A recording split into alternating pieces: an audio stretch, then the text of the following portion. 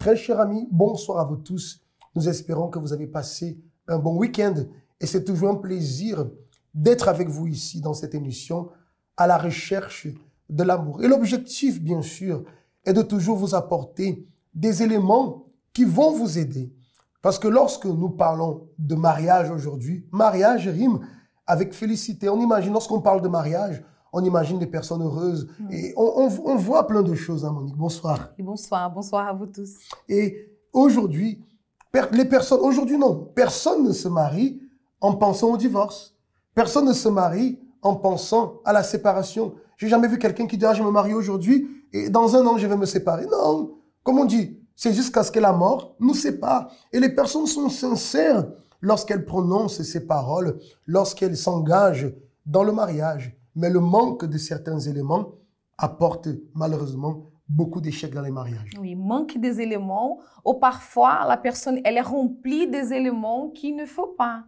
Donc la personne, quand on parle des éléments qu'il ne faut pas, c'est des traumatismes du passé, c'est des mauvais exemples. Parfois la personne, elle a toujours grandi, elle a entendu parler que de mauvaises choses par rapport au mariage. Combien sont les personnes qui nous regardent là maintenant et certainement toute votre vie, vous avez vu que des mauvais exemples, peut-être même chez vous. Mais pour que la personne aujourd'hui elle puisse construire et établir une vie sentimentale, un mariage béni, il faut, si je peux dire, tout détruire et tout construire à nouveau dans de bonnes bases. Détruire les mauvaises bases. C'est ça. Et utiliser les bonnes bases pour garantir le futur du mariage. C'est exactement cela, c'est très important. Pourquoi?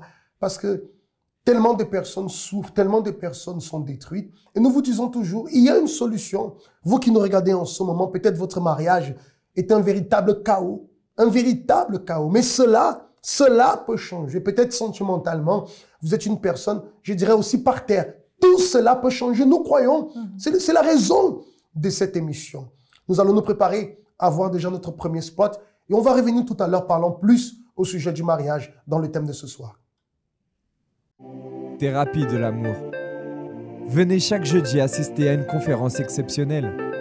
Le rendez-vous à ne pas manquer.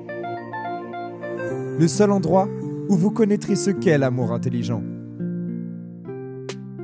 Recevez des conseils et orientations, quelle que soit votre situation. Pour tous les couples, mais aussi pour les célibataires, mariés et divorcés. Découvrez comment construire ou reconstruire durablement votre vie amoureuse. Sachez comment s'aimer d'un amour intelligent. Chaque jeudi, à Paris, Évry, Nantes et Lyon. Ne manquez pas. Thérapie de l'amour, chaque jeudi, à 20 h à Paris. Également à 19 h 30 à Évry, Lyon et Nantes. Sans aucun doute, cher ami, le mariage est un investissement. C'est un investissement dans la période, comme on dit, la période qui précède le mariage. Et souvent, lorsqu'on parle de mariage, Monique, tu sais, ce qui vient à l'idée lorsqu'on dit mariage, les personnes pensent à quoi? Cérémonie, fête, invité. C'est ce qui est dans la tête de beaucoup de personnes. Mais le mariage nécessite de la préparation. On parle toujours de cette période de connaissance où les deux sont petits copains, petites copines, se préparent, ils s'analysent. Ils font un pas de plus. Ce sont les fiançailles, toujours dans l'analyse, en train de voir, de se préparer pour le mariage. Et dans cette période, qu'est-ce qui arrive? Les personnes pensent au traiteur. Ah, quel traiteur on va avoir? Il faut qu'on ait le meilleur traiteur. Pas de problème. Les personnes pensent aux invités. Ah, mais qui est-ce qu'on va inviter? Pas de problème.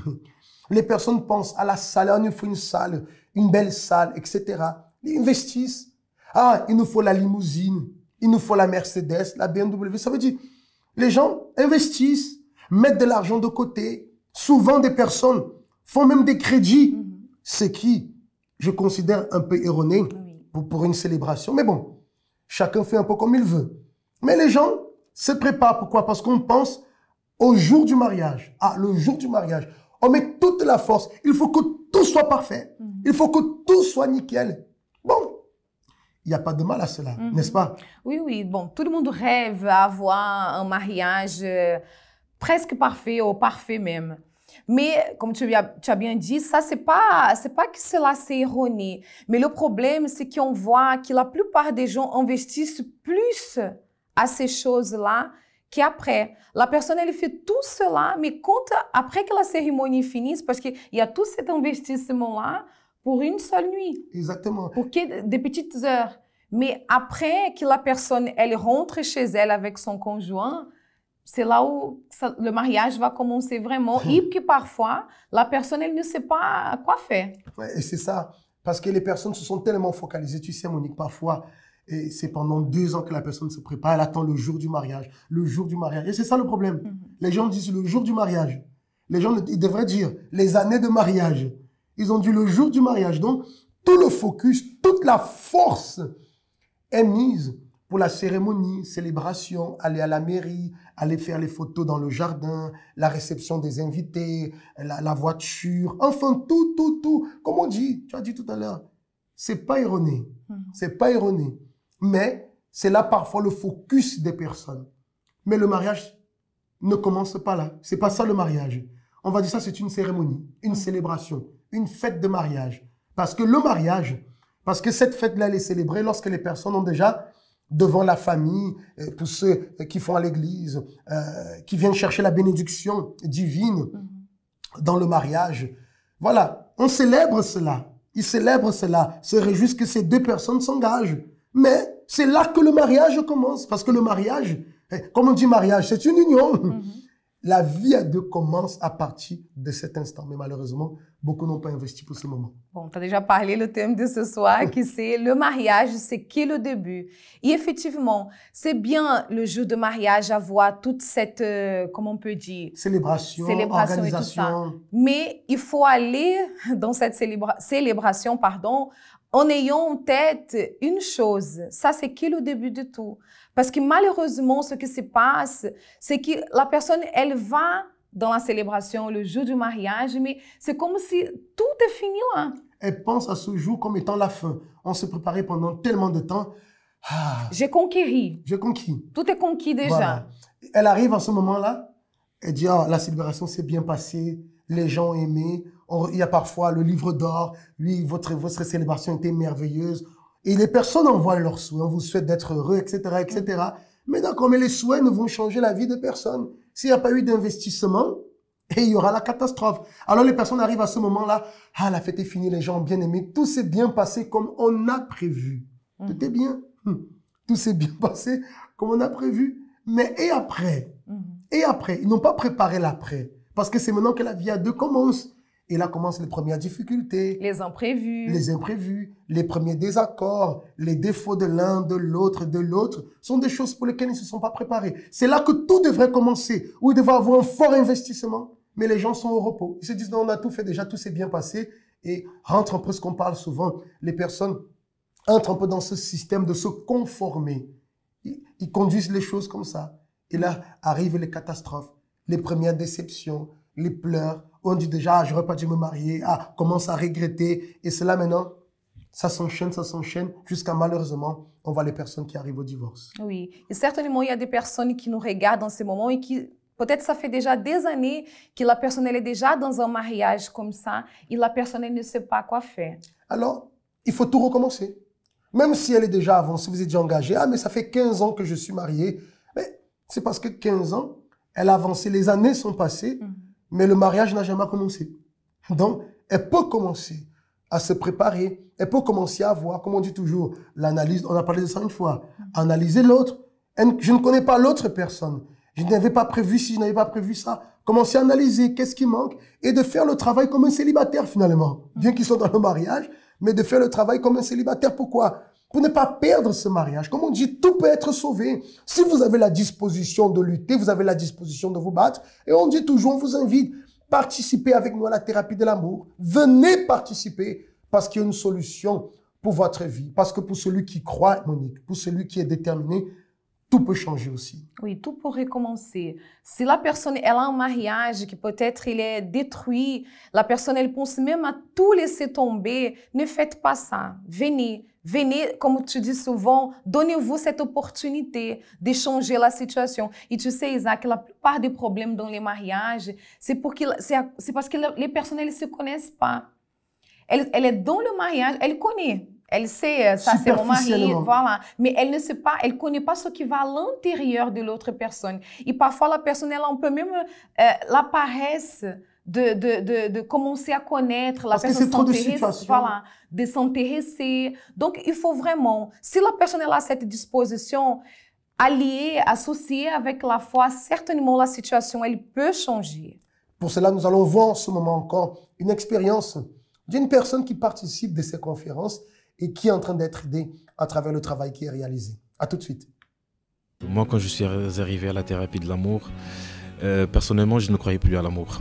Parce que j'ai eu une très mauvaise expérience au niveau sentimental. Donc j'étais déjà avec quelqu'un. Et du coup, voilà, on avait déjà préparé, tout était déjà prêt pour le mariage. Et donc il y a un mois du mariage, là j'ai appris que cette personne m'avait trahi. Et donc vous pouvez comprendre que j'étais pas dans un très bon état. Donc je n'y croyais plus. Je n'y croyais plus dans l'amour. Donc ça pouvait exister pour les autres personnes, mais pas pour moi. Si j'avais pas connu la thérapie, je pense que je n'aurais pas investi dans ma vie sentimentale, parce que ce qu'on apprend à la thérapie en fait nous permet justement de nous connaître nous et aussi de pouvoir investir pour l'autre personne qui est en face. Et j'avais beaucoup de choses que je ne connaissais pas et beaucoup de choses aussi que je devais me débarrasser. Et c'est vraiment au travers de la thérapie que aujourd'hui j'ai pu apprendre véritablement qu'est-ce que c'était que l'amour intelligent. Bon, je pense que je ne serais pas venu donc à la thérapie. Et je pense que j'allais toujours garder ce point de vue très négative de l'amour. Et forcément, ça allait aussi m'empêcher aussi de pouvoir avancer dans ma vie, dans d'autres projets professionnels, voir donc tous les domaines de ma vie. Donc la thérapie, ça m'a vraiment pu apporter quelque chose de nouveau, une autre vision de l'amour.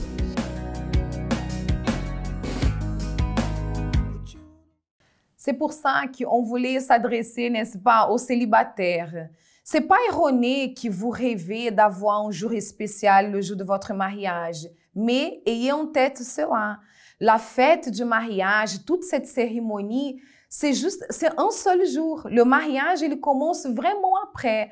Donc, plutôt qu'investir toutes vos forces dans un seul jour, investissez-vous déjà pour après le mariage. Pour toute la vie. C'est ça. Et ça demande de se préparer maintenant, d'avoir cette pensée. La fête va finir, mais il faut que le mariage avance. Si vous avez besoin de plus d'orientation, plus de conseils, nous sommes toujours à votre disposition. Vous avez notre numéro WhatsApp.